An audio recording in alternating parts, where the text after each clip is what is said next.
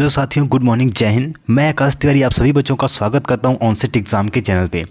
इस पेपर में साथी हम टोटल 20 प्रश्न का डिस्कशन करेंगे जो कि पिछले साल एग्ज़ाम में पूछा गया क्वेश्चन पेपर है। आपको सभी प्रश्न का कमेंट में सही सही जवाब करना है। तो चलिए आज के सेशन को शुरू करते हैं। उससे पहले जितने भी बच्चे एक बार सेशन को देख रहे हैं, एक बार सेशन को लाइक करके शेयर जरूर से कर देंगे अपने सभी दोस्तों के पास जो SSC GD की तैयारी कर रहे हैं, ताकि सभी बच्चे जल्दी से क्लास में जुड़ जाएँ। तो चलिए बच्चों, आज का हिंदी का पहला प्रश्न देखते हैं। चलिए क्वेश्चन नंबर फर्स्ट, सभी लोग कमेंट में इसका जवाब देंगे। दिए गए शब्द का विलोम चुनें। चलिए, निर्माण का विलोम शब्द क्या हो जाएगा? अहित, निश्चित, कोमल या फिर ध्वंस। अब देखिए, निर्माण मतलब होता है किसी चीज़ का निर्माण करना यानी कि बनाना, और ध्वंस उसका क्या हो जाएगा? बिगाड़ना, उस चीज़ को बिगाड़ देना। तो निर्माण का विलोम ध्वंस हो जाएगा, ऑप्शन नंबर डी।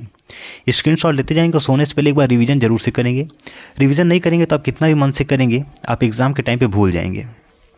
चलिए क्वेश्चन नंबर 2, टिप्पस भिड़ाना मुहावरे का अर्थ होगा अक्ल लगाना, नई योजना बनाना, लोगों को आपस में लड़वाना या फिर सिफारिश करना। अब देखिए, टिप्पस भिड़ाना यानी कि सिफारिश करना, ऑप्शन नंबर डी आपका सही जवाब हो जाएगा। मैं कलर ज़रा चेंज कर लेता हूँ। चलिए क्वेश्चन नंबर 3, सरस्वती के पर्यायवाची शब्द से वाक्य की पूर्ति कीजिए। अब देखिए, सरस्वती का पर्यायवाची पूछ रहा है तो पूरा पढ़ने की जरूरत नहीं है, हमारा समय बचेगा। शारदा, उमा, कांता या फिर धात्री। तो बच्चे, सरस्वती का पर्यायवाची क्या हो जाएगा? ऑप्शन नंबर ए शारदा हो जाएगा। सभी साथी एक बार सेशन को लाइक करके शेयर जरूर से कर देंगे, आप लोग लाइक नहीं करते हैं। चलिए, वह व्यक्ति जो विद्यार्थियों को पढ़ाने का कार्य करता है, वाक्यांश के लिए सार्थक शब्द क्या होगा? विद्यार्थी, शिक्षक, शिक्षार्थी या फिर छात्र। अब देखिए, विद्यार्थी, शिक्षार्थी, छात्र ये पर्यायवाची हैं किसके? विद्यार्थी के ही, यानी कि स्टूडेंट्स का। लेकिन जो व्यक्ति विद्यार्थियों को पढ़ाने का कार्य करता है उसको क्या बोलते हैं? शिक्षक बोलते हैं। ऑप्शन नंबर बी आपका सही जवाब हो जाएगा। क्वेश्चन नंबर 5, निम्नलिखित वाक्यांश के लिए उपयुक्त सार्थक शब्द है। जो कहा ना जा सके उसको क्या कहेंगे? अकथ्य, कथन, कहानी या फिर कहना। तो जो कहा ना जा सके उसको क्या बोलेंगे? अकथ्य बोलेंगे, जो कहा ना जा सके, ऑप्शन नंबर ए। साथ ही आप लोग कमेंट में जवाब देते रहिए। इससे देखिए, आप समझिए एग्जाम में बैठे हुए हैं और आप आंसर करेंगे तो आपको आइडिया मिलेगा कि आपने 20 प्रश्न में से कितने क्वेश्चन का सही जवाब दिया। चलिए, वाक्य में रेखांकित अंश के लिए उचित मुहावरा दिए गए विकल्पों में से चुनिए। तुम किस काम के हो, इस मुहावरे का सही अर्थ क्या हो जाएगा? कोल्हू का बैल, कूप मडूक, किस मर्ज की दवा या फिर कोढ़ में काज। तो देखिए क्या हो जाएगा? किस मर्ज की दवा। तुम किस काम के हो, किस मर्ज की दवा, ऑप्शन नंबर सी। चलिए, शरीर का कोई भाग वाक्यांश के लिए उचित शब्द बताइए। अवयव, कृशांग, दृष्टि या फिर अभिन्न। तो क्या हो जाएगा? अवयव हो जाएगा। शरीर का कोई भाग, इसके लिए क्या बोलेंगे? अवयव बोलेंगे। क्वेश्चन नंबर 8, निम्नलिखित वाक्य के लिए किसी खंड में अशुद्धि है उसको पहचानना है। चलिए देखते हैं क्या दिया गया वाक्य। गौतम बुद्ध ने अपने उपदेश भाषा पाली में दिए थे। अब देखिए, पढ़ने में ये गलत लग रहा है, किस भाग में गलती है वो बताना है। उपदेश, दिया, पाली या फिर भाषा। अब देखिए, इसको आपका ऑप्शन देखने की जरूरत ही नहीं। देखिए, गौतम बुद्ध ने अपने उपदेश भाषा पाली नहीं होगा, पाली भाषा हो जाएगा। देखिए क्या हो जाएगा? गौतम बुद्ध ने अपने उपदेश पाली भाषा में दिए थे, तो पाली, ऑप्शन नंबर सी आपका सही जवाब हो जाएगा। इसमें आपका गलती है। चलिए क्वेश्चन नंबर 9, अनाथ का विलोम शब्द क्या होगा? ये क्वेश्चन तीसरी बार रिपीट हो रहा है। सभी लोग इस कमेंट का जवाब देंगे, मैं इसका जवाब नहीं दूंगा। आप अनाथ का कमेंट में जवाब दीजिए। निर्धन, सनाथ, बेकार या फिर अज्ञात। चलिए, आई होप आपने इसका जवाब दे दिया होगा। दिए गए वाक्य के लिए एक शब्द क्या बनेगा? जिसके आर पार देखा जा सके। दूरदर्शी, पारदर्शी, पारभासी या फिर अपारदर्शी। तो क्या हो जाएगा? पारदर्शी हो जाएगा, ऑप्शन नंबर सी। जिसको आर पार देखा जा सके, पारदर्शी।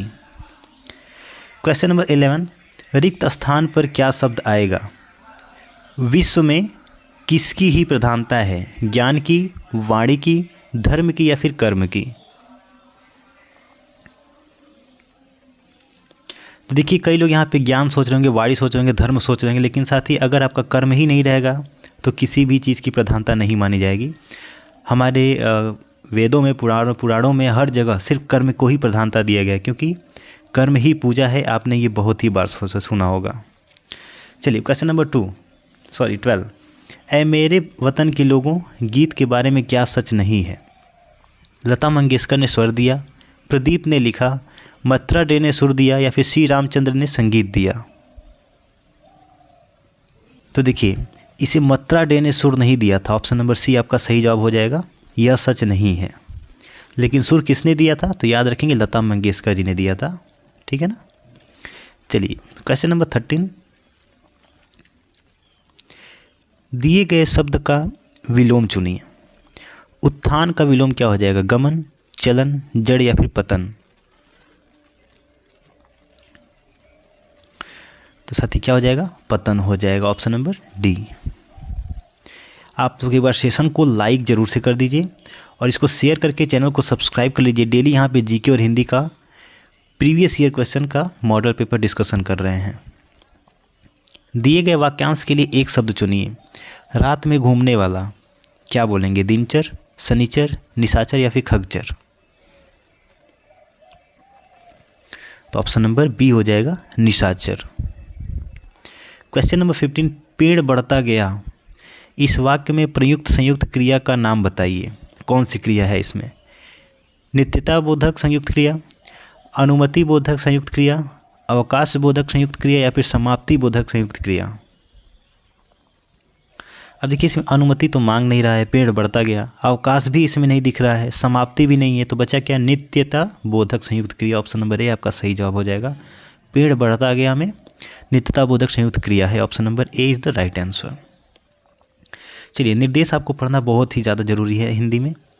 निर्देश क्या कह रहा है? प्रश्न संख्या 16 से 18 तक नीचे दिए गए गद्यांश को पढ़कर सही विकल्प का चयन करें। अब साथ ही यहाँ पे हम गद्यांश को नहीं कर रहे हैं क्योंकि ये बहुत ही लंबा गद्यांश होता है। अगर हम सेशन में कराएंगे तो टाइम वेस्ट होगा और वीडियो बहुत लंबा हो जाएगा और गद्यांश को करने का कोई मतलब भी नहीं है। इसलिए आप गद्यांश को अपने खुद से पढ़ के उसका आंसर दे लीजिएगा, क्योंकि जिससे जितना आपका प्रश्न बनेगा गद्यांश से, आपको गद्यांश में ही उसका आंसर मिल जाएगा। चलिए हम अगला प्रश्न देखते हैं। Question number 19। निराहार का संधि विच्छेद क्या है? निधन आहार, निर्धन आहार, निर्धन आहार या फिर निराधन हार? तो देखिए निराहार में क्या हो जाएगा? ऑप्शन नंबर बी, निर्धन आहार हो जाएगा। Question number 20। कार्तिक पूर्णिमा को चंद्रमा अपनी कितनी कला के साथ अलंकृत होकर चमकता है? वेरी इंपॉर्टेंट क्वेश्चन, और ये भी हम दोबारा क्वेश्चन यहाँ पर डिस्कशन कर रहे हैं। जितने भी पुराने बच्चे होंगे सभी लोग इसका जवाब देंगे। 17, 18, 16 या फिर 20? तो बच्चे कार्तिक पूर्णिमा के दिन चंद्रमा अपनी 16 कलाओं से अलंकृत होकर चमकता है। ये ध्यान रखेंगे, बहुत ही इंपॉर्टेंट क्वेश्चन था ये।